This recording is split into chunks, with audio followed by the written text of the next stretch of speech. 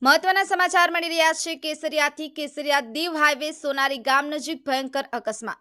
કેસરિયા Diu highway સોનારી ગામ નજીક traffic police દ્વારા વાહન ચેકિંગ દરમિયાન કાજડીથી કેસરિયા પોતાની મોટરસાયકલ લઈ અલ્પેશભાઈ દેવસીભાઈ ચારણિયા અને તેનું પિતરાઈભાઈ મજૂરી અર્થે કેસરિયા જતા હતા. ત્યારે વાહન ચેકિંગ દરમિયાન ઓચિંતા ઊભી રહેતા છકડો રિક્ષા અને મોટરસાયકલ વચ્ચે ભયંકર અકસ્માત થતા ચાલક અલ્પેશભાઈને ગંભીર રીતે ઇજાગ્રસ્ત થતા તેને તાત્કાલિક ઉના સરકારી હોસ્પિટલમાં દાખલ કરતા જ્યાં ડોક્ટર દ્વારા અલ્પેશભાઈને મૃત જાહેર કરવામાં આવ્યો અને તેના પિતરાઈભાઈને ઉનાની ખાનગી હોસ્પિટલમાં દાખલ કરવામાં આવ્યો. સૂત્રો દ્વારા મળતી માહિતી અનુસાર અકસ્માતનું કારણ કેસરિયા દીવ રોડ સોનારી પાસે ટ્રાફિક પોલીસનું બેદરકારીપૂર્વક વાહન ચેકિંગ કરી ટ્રાફિકના નિયમોનું ઉલ્લંઘન કરતા હોય જેને લઈ અકસ્માત સર્જાયો હોય તેવી લોક દ્વારા ચર્ચાઓ થઈ રહી છે.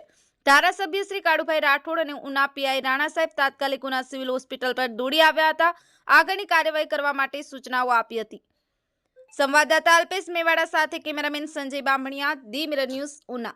હેલો, નમસ્કાર, જય શ્રી કૃષ્ણ. હું છું તમારો પ્રિય ખજૂરભાઈ. તમામ ગુજરાતીઓને કહીશ કે સરસ મજાનું ન્યૂઝ એવું કે દીવ મિરર ન્યૂઝને જોતા રહેજો. જય માતાજી, જય શ્રી કૃષ્ણ. નમસ્કાર મિત્રો, હું ફિરોઝ ઈરાની.